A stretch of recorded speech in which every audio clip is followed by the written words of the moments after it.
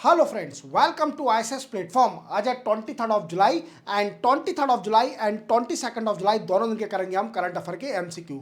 जैसे कि आप जानते हो कि मेरा कल वीडियो नहीं आया था एमसीक्यू का, और मैंने आपसे बोल के रखा है कि आप बिल्कुल बेफिक्र रहिए। अगर जिस दिन भी वीडियो नहीं आता है तो आपको 2 दिन के वीडियो जरूर मिल जाएंगे।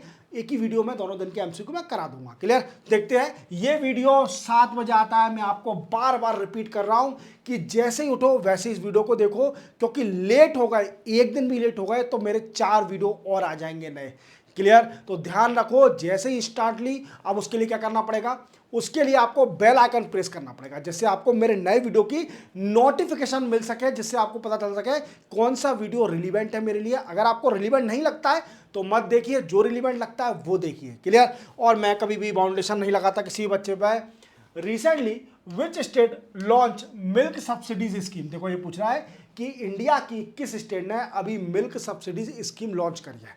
तो देखो आप देख पा रहे होंगे, ये है हेमंत बिस्वा शर्मा। अब तो स्टेट पता चल गया होगा, हेमंत बिस्वा शर्मा। अब हेमंत बिस्वा शर्मा सीएम है आसाम के।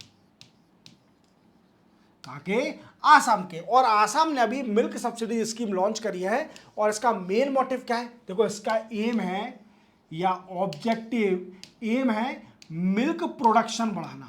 What I means increase milk production, even enhance farmer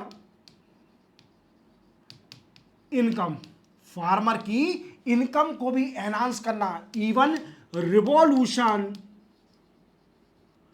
in dairy sector. Dairy sector में वी कैन से रिवॉल्यूशन लाना, that is also main motive. अब ये काम कैसे करेगी, ये सबसे बड़ा क्वेश्चन है। देखो क्या होगा कि जो गवर्नमेंट है आसाम की, वो क्या करेगी?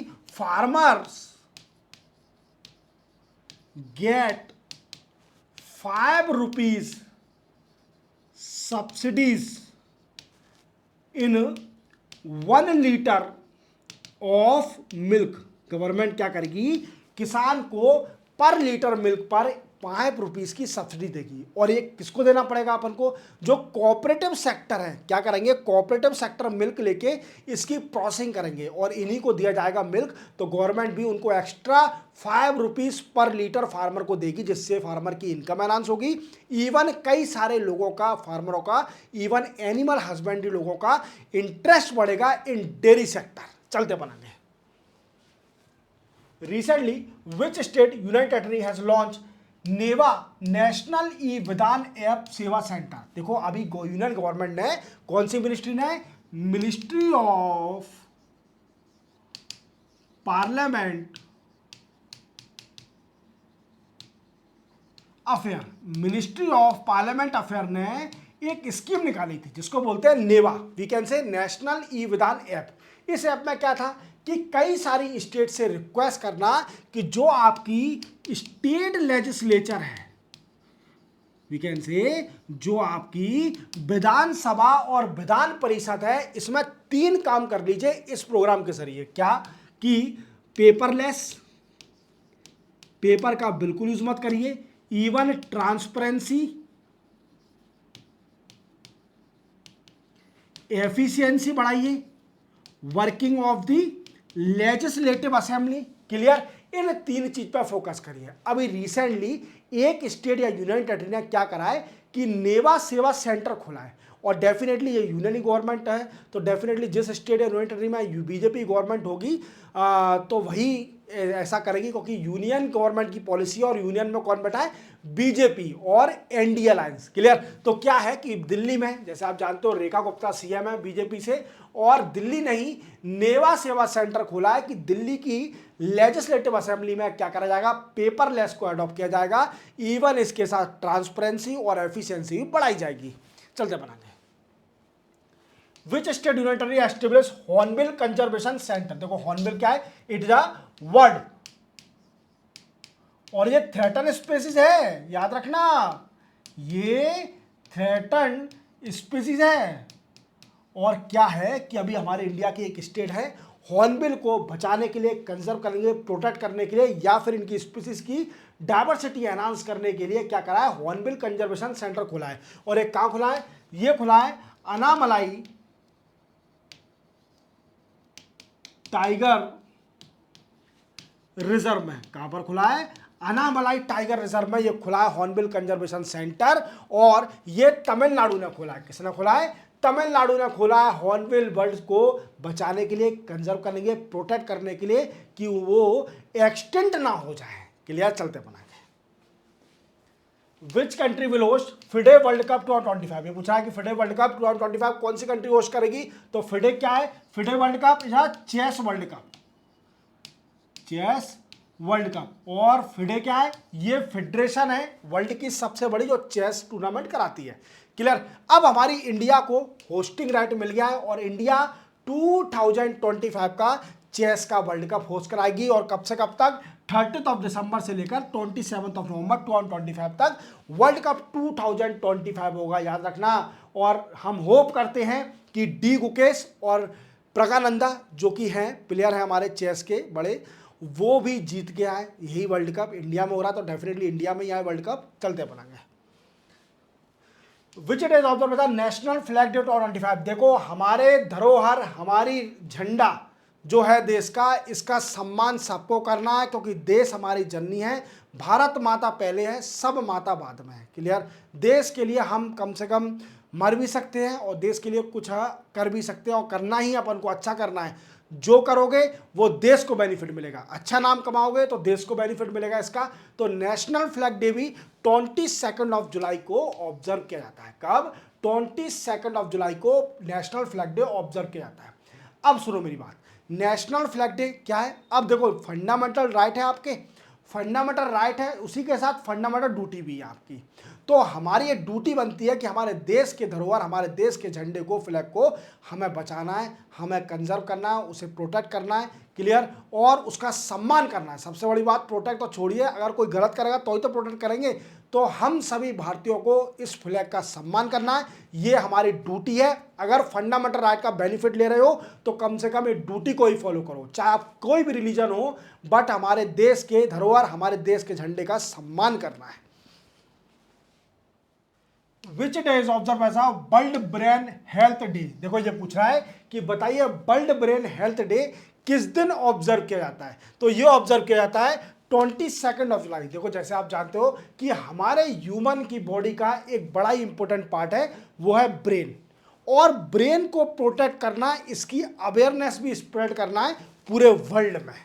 और इसी दिन ये actually world brain health day मनाया जाता है कि अपने ब्रेन की हेल्थ को स्ट्रॉन्ग रखो। इवन 2025 की थीम भी इस बार रखी गई है।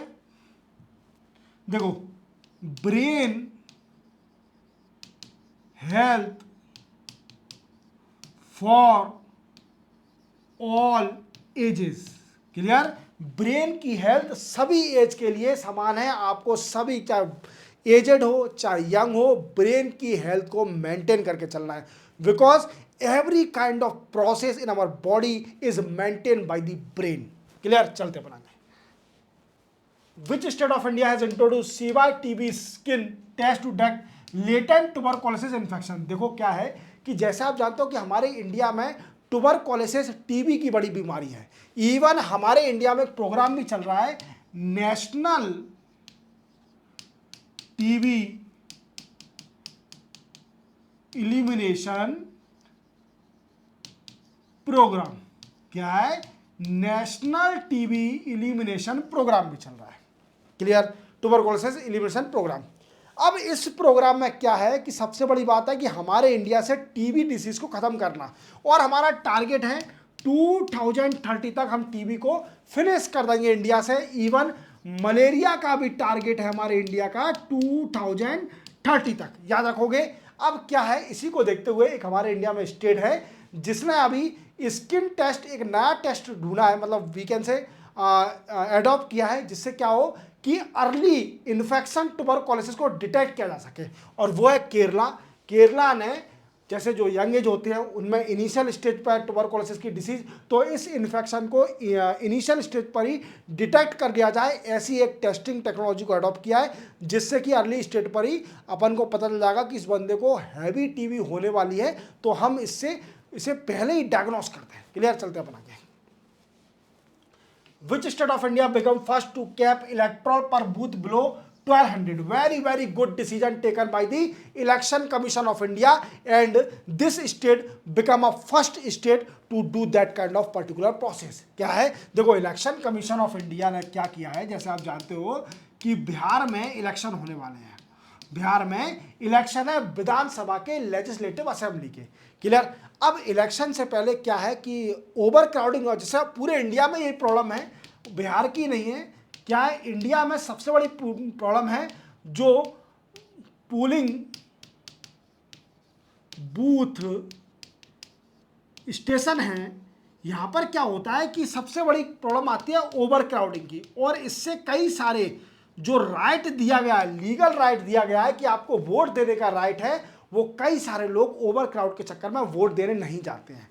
अब इस प्रॉब्लम को रिजॉल्व करने के लिए इलेक्शन कमीशन ने बड़ा गुड डिसीजन लिया है, बड़ा अच्छा डिसीजन लिया है कि जो हर पोलिंग बूथ स्टेशन पर क्या करा जाएगा कि इलेक्ट्रोल की लिमिट डिसाइड कर दिया कि 1200 से कम ही होंगे वहां पर इलेक्ट्रोल, और पोलिंग बूथ स्टेशन बढ़ाए जाएंगे बिहार के अंदर, जिससे ओवर क्राउड नहीं हो, हर पर्सन वोट दे सके।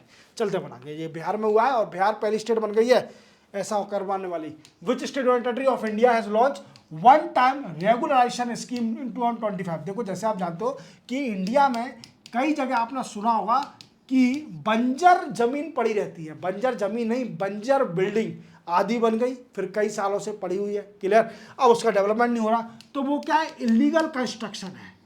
क्या है, इलीगल कंस्ट्रक्शन है, और कई सारी बिल्डिंग बन भी जाती हैं, इवन लोग बाग भी वहां रहते हैं, तो वो क्या है, उनको जो गवर्नमेंट की बेसिक सर्विस है, जैसे इलेक्ट्रिसिटी, सीवेज, इवन वाटर, ये सारी बेनिफिट नहीं ले पाते हैं वो लोग बाग, इलीगल कंस्ट्रक्शन है। बट पौंडुचेरी जो यूनियन टेरिटरी है, इसने भी एक नया स्कीम लॉन्च करी है जिसको बोलते हैं वन टाइम रेगुलराइजेशन स्कीम। इसमें क्या होगा कि जो इलीगल प्रॉपर्टी है, इलीगल कंस्ट्रक्शन या फिर लीगल भी है बट कुछ प्रॉब्लम के कारण उनका कुछ हो नहीं पा रहा है, तो ऑनलाइन वो रजिस्ट्रेशन करा सकते हैं, ऑनलाइन रजिस्ट्रेशन करा सकते हैं। अब आपके मन में डाउट आएगा, सर इलीगल प्रॉपर्टी तो कैसे रजिस्ट्रेशन करा लेंगे? मेरा ये कहना है कि अब वो मान ही नहीं रहे, कई साल से रह रहे हैं वहाँ पर, इवन इलीगल प्रॉपर्टी है तो वो रजिस्ट्रेशन करा दें, लीगल हो जाएगी, जिससे क्या होगा कि पौंडुचेरी में भी डेवलपमेंट बढ़ेगा, क्लियर। कई साल से कई बिल्डिंग है तो वह ऑनलाइन रजिस्ट्रेशन करा सकते हैं, क्लियर। यही कार्य है जिससे उनको बेसिक नीड मिल सके जो लोग इलीगल कंस्ट्रक्शन में रह रहे हैं, क्लियर। तो इसी के साथ ये 23 एंड 22 जुलाई के एमसीक्यू मैंने कंप्लीट करा दिए। चैनल को सब्सक्राइब और special focus on pressing bell icon, bell icon नहीं दबाओगे तो आपको कोई भी वीडियो की मेरी नोटिफिकेशन नहीं मिलेगी, ये मेरा आपसे वादा है, क्लियर। मिलते हैं हम कल, तब तक के लिए जय हिंद।